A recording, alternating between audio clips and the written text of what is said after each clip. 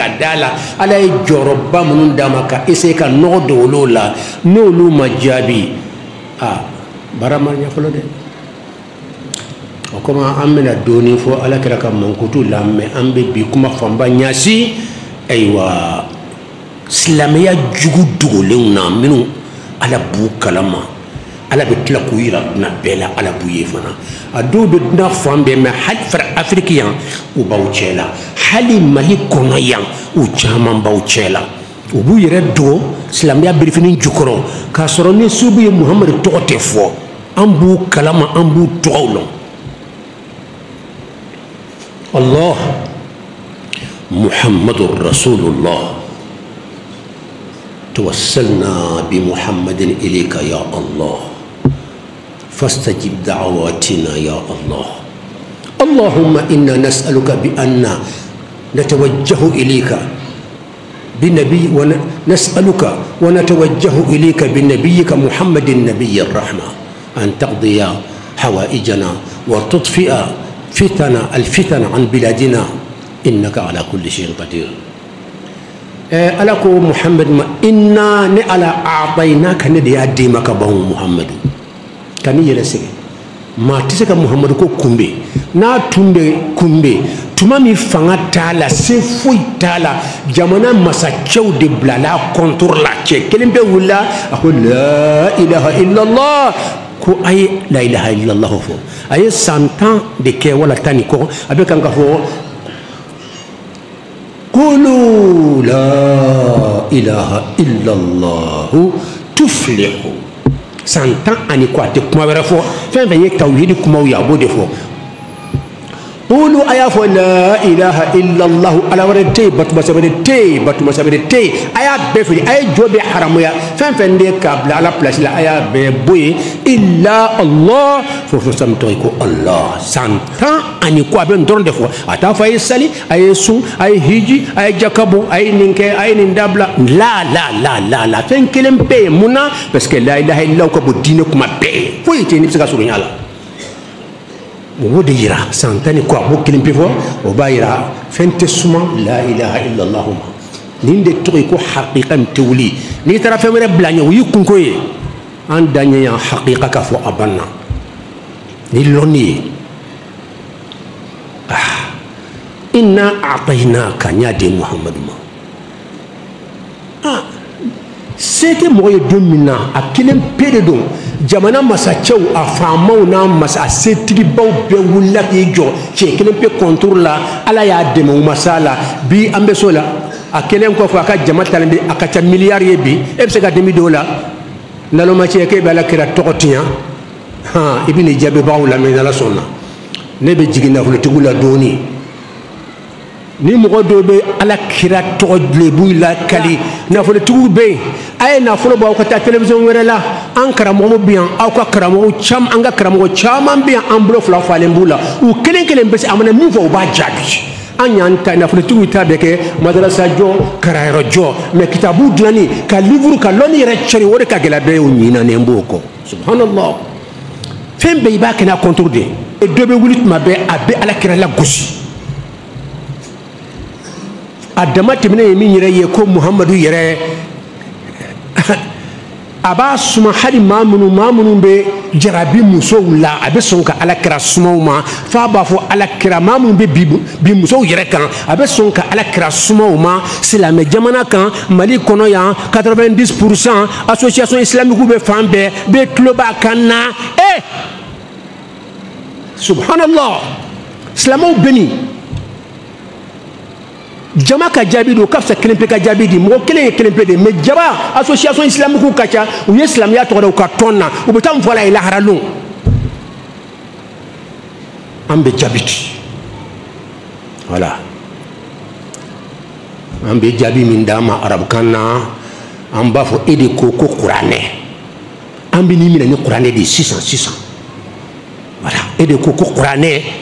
ɔ hadisa ko kɔni ko kuranɛ ko hadisa kɛni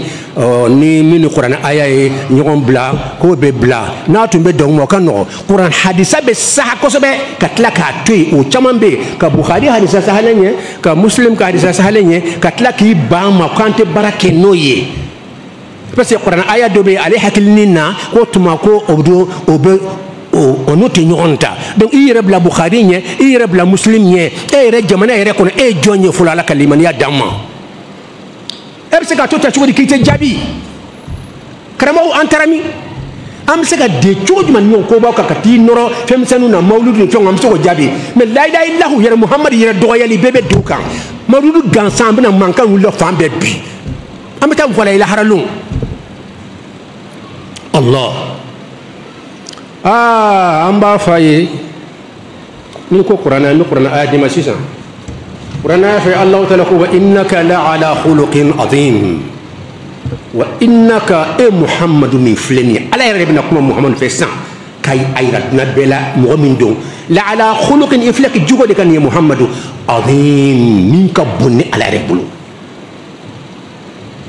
nimbe muhammadu sunu ya ka fo no misqala zarati se ka fa ni ko qur'ane e man kan ka lebu fo ala kira la fo ka taduna wuli ni be qur'ane de ko parce que ala muhammad sunniya sisan coko yala fana inna tawkid do wa innaka muhammad ya kinya sama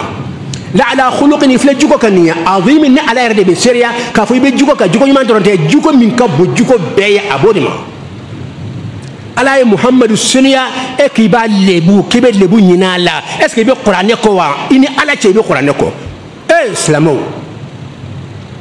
nan kambe muhammad sunni ayaw flambe bi khutba de kaka do refleni ala ko cigo nyuma Allah ta'ala ko inma yuridu Allah liyudhhiba ankum ar-rijsa ahla al-bayt wa yutahhirakum tatheera inma yuridu Allah ala rabbi minna liyudhhiba ankum ar-rijsa sofani nogo juko nagasi nu fen jugo nu fen nogolon ko takabo awkan ahlal bayti ala kira inika demba ya be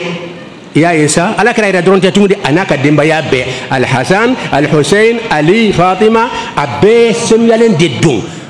etseka ali nogo iteseka fatima tu nogo iteseka al hasan nogo iteseka al husain nogo foka taduna wuli abada munna parce que ikibe qur'ane de ko qur'ane fle ko senu ya sisan ebe qur'ane ko wa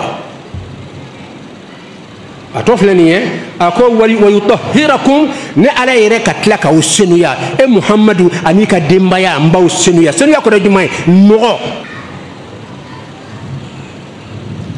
ebe qur'ana ko tuguni nindi kumay mbe aya kelen be karan ko suruyati akacha aya chaman de be aya wala fleni oti ala kira yere ganzanye de ala kira senuya la odron tere mo senuya ni islamiya ni kono ala kira de senuya sahaba ba joli ale de ya be senuya afleni هو الذي بعث في الأميين رسولا منهم يتلو عليهم آياته ويزكيهم ويعلمهم الكتاب والحكمة وإن كانوا من قبل لفي ضلال مبين انت آية عندك جمع كسروا وباتني كسروا من كلمة دوباكونا ويزكيكم زكاه يزكيه تزكية فاسم الفاعل المزكي واسم المفعول المزكى ويزكيكم تكلمي أبنا كوبسنو يا نوع من باو دسكونا جو باتو ني على سوسو ني جنياو ني على سوسو نياو دسكون نو كابيبا لا كوسنو يا ودي محمد يي السنيرا ودي اتو يسرا كدوبره سنيا فمن بي بولو يبو دي سنيا لي لوني مبابلو اسرا كو دي ني سنيا تنتالا بسكو كيوا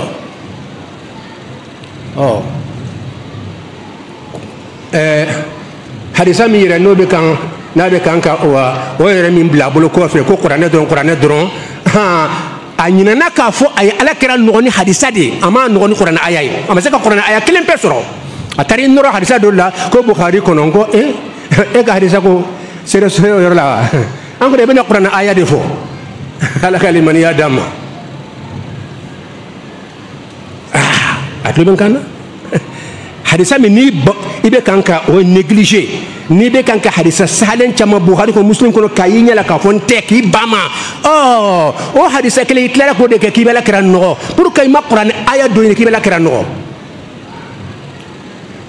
kanani na fona ko hadisa fona ni dibaw na dawna ni na folo tugu tuni labbe kata nje tala wala kata aywa télévision kacha yan se ka be kele ta to mo me na nyina u kacha Nyeta be na Shirifula be ni non, Sunna TV be ni non, Dambe be ni non, aywa télévision chaman be ni no kacha ou kacha nseka be toko. Ibeta ka fo aywa musaka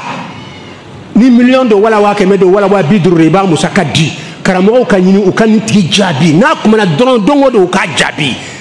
o de tunye wajibi yana kan shibe ke misiri jowla ani dongo do kararo jola loni yere charin foro londe ka grabe parce que ni loni te be batu nga temina be batu min ke ala tamina ni loni te la ilaha illallah mu ngere fora ala krani batu mi yere na no sali mi ka bo batu be ayo fana sabote billahi sabote le dontere ay kafiriya kuma jugu bado fo islamo ma islamé be do yara mali du islamo dontere du ko islamé be wayro jumanye ko na ñu fatiha kana nan tala wala dalina mba fo amin ko amina nye jotudi billahi chayni fo asika so mo be ba kalama be mo ba kalama aya fo fana islamé be kloba kana malo islamo tara rojuma voilà mo ba fo sali kono amina ni fatiha kana ni ko amina ako kibe joto de fola donc amadan yorayna ala kalimani adama ala kan bela jelen kanda he abe jabi de abe jabi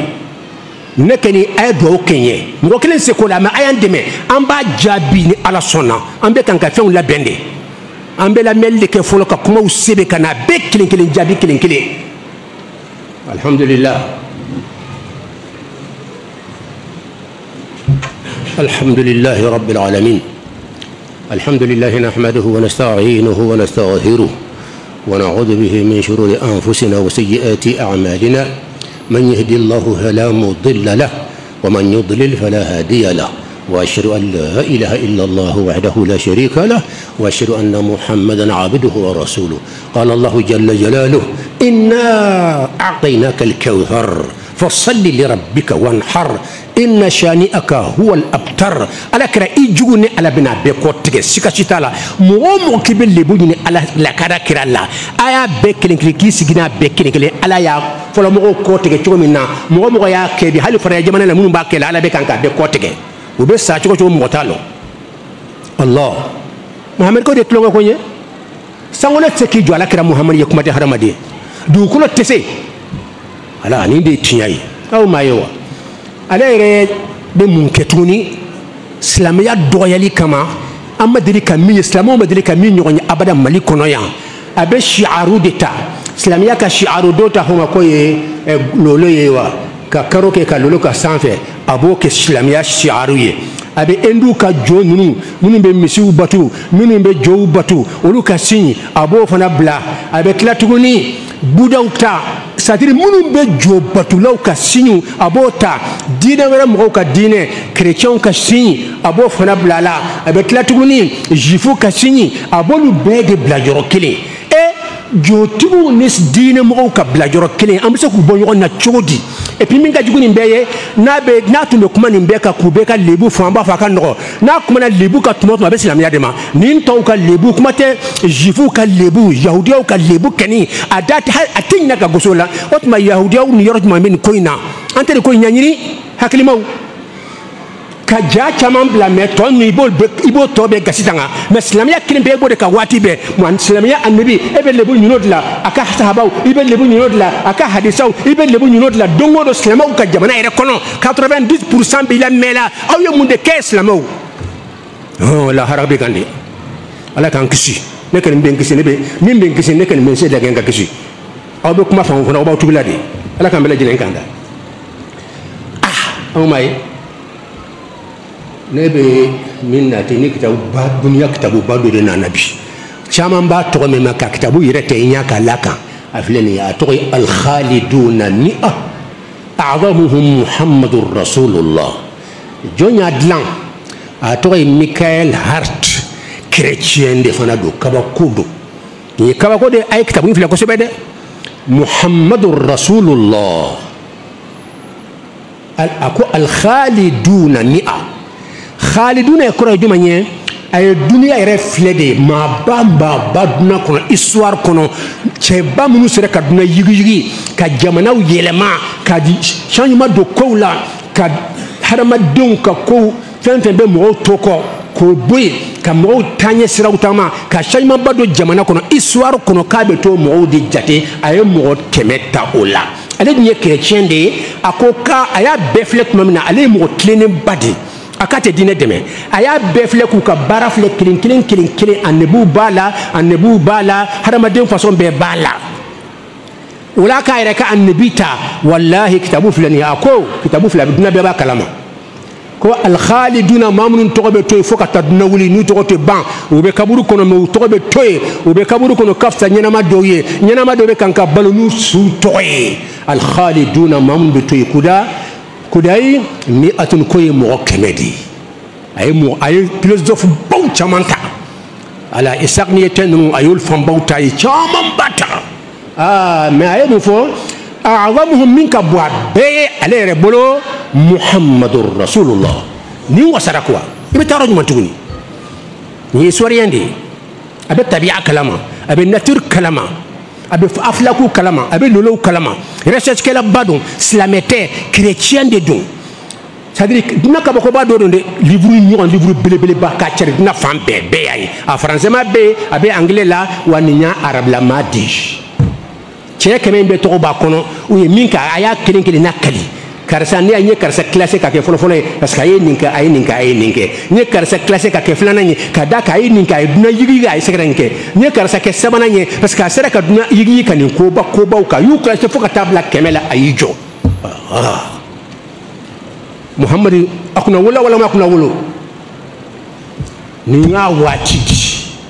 an kan ka nin ye juma ye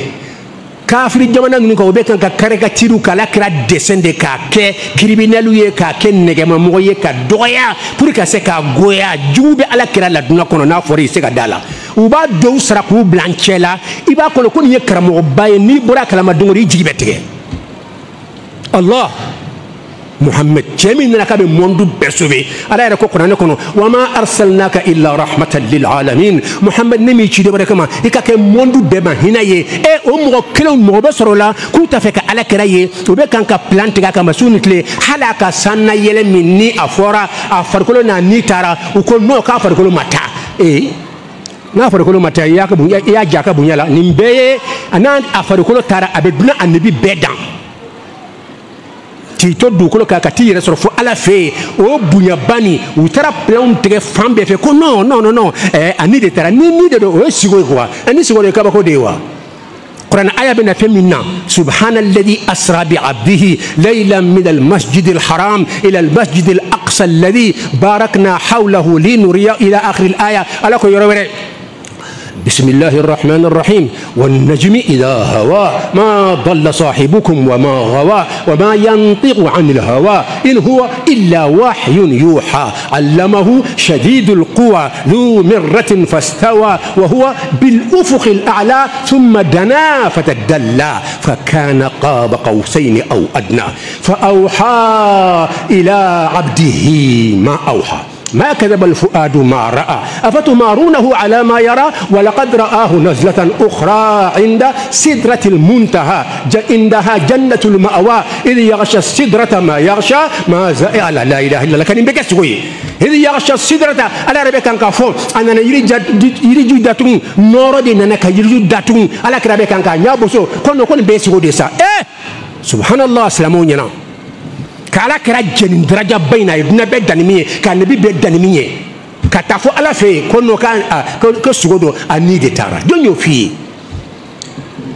n'i y'a fɔra yɔrɔ dɔ ko subhanalladhi asra bi abdihi n'a fɔra ala ka jɔn kabini ala ye duniya da arabukan na n'a fɔra jɔn dɔrɔn o y'i farikolo ni de ye ɲɔgɔn fɛ a tɛ fɔ ni gansan ma ko farikolo abada n'a fɔra ne ala ye Muhammad na yɛlɛ n ka jɔn na yɛlɛ o y'a yira a n'a farikolo de ye jɔn arabukan na abdu o bɛ fɔ hadamaden na o daliyaw ka cɛ ala ka limaniya d'an ma donc bi khutba a ka gɛlɛn ni ko waati ka surun n'an ye waati sɔrɔ an bɛna détail di an bɛna jaabi an se dan kɛ jaabi la mais bi ta kɛ nin kɛra o bɛɛ lajɛlen ɲɛna fɔlɔ gosi ka kɛ Muhammad la silamɛw ka den silamɛ jamana fila kan tuguni o silamɛ bɛ taa mun de fɔ ala ye laharalon ala kira defan tabax bimi amba be da mawludu ma wa katala kira ay ala daraja indama ala ya korta ala nin kay jugu dumbe kan ka fembe tege kofe kana fulu million keme chama do muhammad ko la wasa ka ko atotiya aw bo jabin lonmi abaw bulu munna aw be nyina wuluko dabar kulu jabi bo ka gelen kala kira man kutu fobi ala kira man ko ma man kutu ala ya bunya gaban ala ko warafa'na laka dhikraka ni to do muhammad to nere bulu nere to korta aw be mun ka tuni aw do ba to korta ngira an ko jofolo an ka juni mun jabi wala oda to kuma ayin labana ala ko inna shani aka min be kanki juguya muhammad ne ala babbe kalama farafin do farajedo abe maliko ne abe maliko kan abe dina yororo huwa al abtar mbaka herete pew atewuli abada mo bo ni ayin yoroni lo jugu famba be abe mako be sa ni yoroni ni mo nya gundo yere long ikana mo tiodron mais mo ka ti toy ala babbe keden bimbi ka be ko tege inna shani aka huwa al abtar Allahu akbar inna shani'aka huwa al-abtar Allahu akbar ana de kabu ama ya ala salifo wati surunyana ala salifo kambe kan kafo amin ko jotodi abe amun korolo amon ko amina inte amina de ko amon abe jon jabila muhammad anyam na jonna munum ba fola amina yam na jonna ngo hali kere jom ba fola ko amen ngabe korode ngadu wa ujabi atara sali chrétien mata kalama ate so luma kachade abeslamé de kasuni tle matara suma ama wula ka mata kalama ni amon ni amina la gusi sira hali chrétien ma flamo dronte amina korode ngadu wa ujabi mais amon wotunye misra ka firauna tle la jo bile ba do tumbe wodo to ko amon donc ko slamo be kanko de fo sali kono donc be amuna de batula ni ya binas lamé bekan slamo be sinola wati suru namba fo allah taala akan fara muhammad kanu bagauka akan duskun yasi alala na bore akan yasi muhammad la ka muhammad kanu ke kan duskun fa muhammad kanu be duskun kono ka fo be jini abse ka kere en madala akanu be duskun kono o tigi ka jini abse ka kere mene madala ala ka muhammad kanu be an duskun kuma mbato amba daraja loka puissance lo ka défense kene ka nanka na fulu anan fare ko ala kan faro mo ko ya ghafirullahu li wa lakum